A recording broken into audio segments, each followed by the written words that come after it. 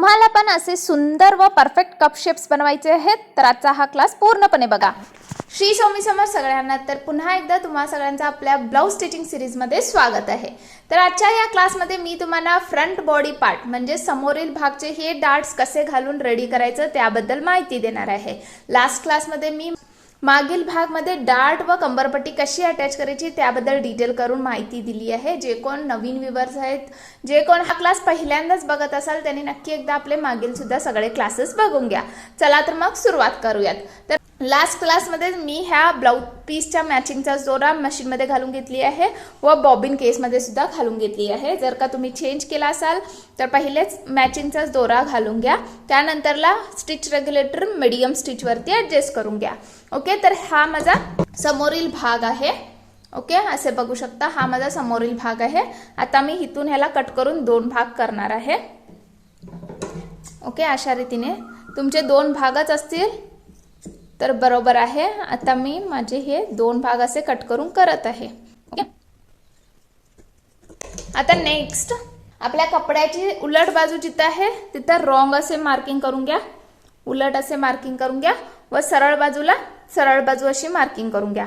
Okay, मी last क्लासमध्ये कशासाठी marking करायची त्याबद्दल डिटेल करून माहिती दिली आहे।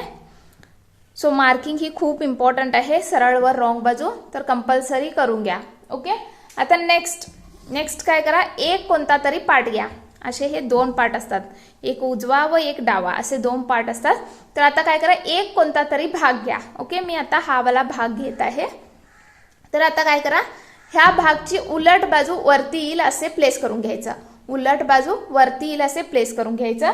आता आपण डार्ट स्टिच करणार आहोत। ओके, तर पहिले आपण हा सेंटरवाला डार्ट करूयात स्टिच। तर इथं तुम्हाला दिसत असेल तीन लाईन्स आहेत, 1 2 3। ओके, तर मधली जी लाईन आहे ना त्याला जस्ट असे फोल्ड करून घ्या, जस्ट असे फोल्ड करून घ्या। फोल्ड केल्यानंतर ऑटोमॅटिकली ह्या दोन्ही लाईन्स ना एकमेकाच्या अपोजिट येतील, ह्या साईडला व ह्या साईडला। ओके, नेक्स्ट काय करा, इथून स्टिच घालायला सुरू करा। पहिले इथं लॉक स्टिच घालून घ्या, त्यानंतरला कंटिन्युअसली असे स्टिच करून घ्या इथपर्यंत। ओके, तेव्हा आपला काय होईल, सेंटर डार्ट रेडी होईल। चला तर आता आपण स्टिच करूयात। जर का तुम्हाला सेंटर डार्ट जास्त हवा असेल, म्हणजे सेंटर डार्टची रुंदी जास्त हवी असेल तर मी मार्किंग करते वेळी तुम्हाला सांगून दिली होती की डार्टसाठी मी 1 इंच ॲड करत आहे। तिथं तुम्हाला जेवढा डार्टची रुंदी हवी आहे ना तेवढी ॲड करून मार्किंग करू शकता। आता मी पहिले लॉक स्टिच घालून घेणार आहे। तर मी लॉक स्टिच घालून घेतली आहे। आता काय करा की करेक्ट इथपर्यंत एक स्ट्रेट स्टिच मारू। आता स्टिच झाली। आता काय करा, हा कापड असे वरती पकडा व हा वाला कापड असे आतून ह्या साईडला पास करा। ओके, व मशीनचा प्रेशर फूट जर असं वरती करून घ्या। केल्यानंतर आता हे टर्न होईल। आता काय करा, परत अजून एक स्टिच मारून घ्या त्याच्यावर।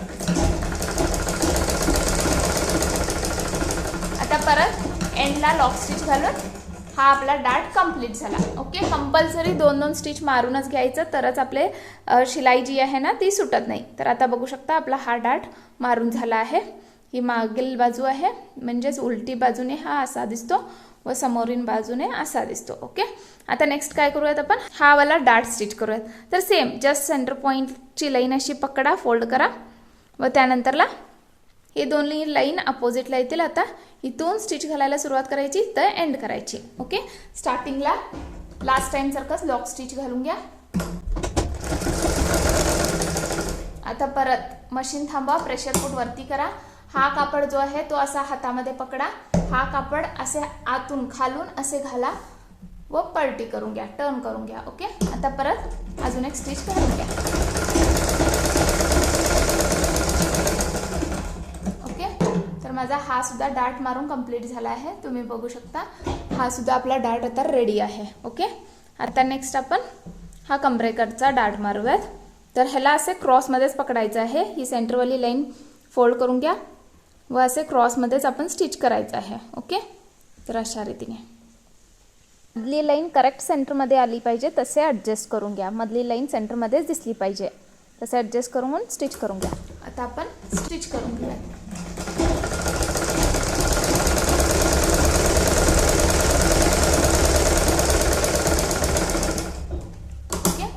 अशा रीतीने स्टिच करून घ्या.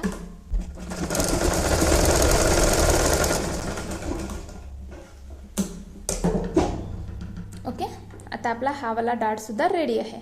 आता नेक्स्ट आपण हा वाला डार्ट स्टिच करायचा आहे. सेंटर लाईन जिथं आहे ना ती वाली धरून अशी फोल्ड करून घ्यायची व आपला डार्ट पकडायचा. परत असे परतून घ्या व अजून एक स्टिच करून घ्या. आता हा सुद्धा डार्ट कंप्लीट झाला आहे. ओके, आता आपले सगळे डार्ट्स घालून झाले आहेत.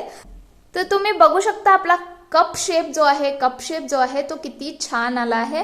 तर असा कप शेप तुम्हाला सुद्धा हवा असेल तर मी ज्याप्रमाणे मार्किंग दाखवली आहे, जसे जसे डार्ट्स घालायला सांगितले आहे तशा रीतीने मार्किंग करून डार्ट्स घालून घ्या. ओके, तर आता ही एक साईडची बाजू रेडी झाली आहे. आता आपण काय करूयात, परत अजून एक साईडची बाजू सुद्धा स्टिच करून घेऊयात. तर चला, तर आता आपण अजून एक साईडची सुद्धा बाजू स्टिच करून घेऊयात. ओके, तर उलटी बाजू वरती येईल अशा रीतीने हे कापड प्लेस करून घ्यायचं आहे. त्यानंतरला पहिले आपण सेंटर डार्ट घालणार आहोत. तर सेंटर लाईन जिथे आहे ना तिथून असे फोल्ड करून घ्या. फोल्ड केल्यानंतर ही वाली लाईन व ही वाली लाईन एकमेकाच्या अपोजिट येईल. तर आता आपण काय करायचं आहे, असा शेप आहे ना तशी स्टिच घालून घ्यायची आहे इथपर्यंतला व स्टार्टिंगला लॉक स्टिच घालून घ्या. ओके, तर आता मी स्टिच करून घेत आहे.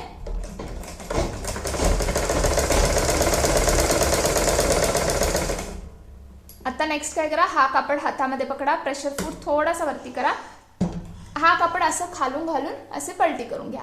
ओके, आता नेक्स्ट परत स्टिच करून घ्यायचं. ओके, तर आता आपली हा डार्ट स्टिच करून रेडी आहे, तुम्ही बघू शकता. आता नेक्स्ट आपण दुसरा डार्ट स्टिच करूयात. तर आता आपण हा वाला डार्ट स्टिच करूयात.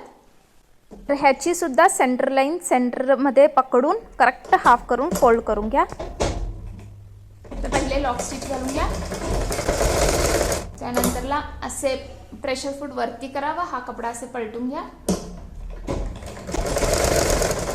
तर आता हा सुद्धा डार्ट रेडी आहे.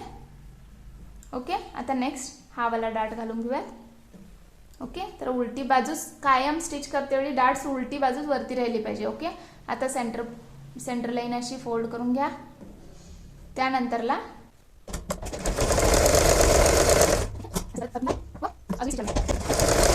याला कंपल्सरी लॉक स्टिच करायचं. ओके, आता हा सुद्धा डार्ट आपला रेडी झाला आहे. आता नेक्स्ट आपण हितला एक डार्ट घालूयात. आताच बघू शकता तुम्ही ऑलरेडी आपल्या फ्रंट शेपला कप शेप येत आहे. ओके, तर आता हा वाला डार्ट एक आपण स्टिच करून घेऊयात.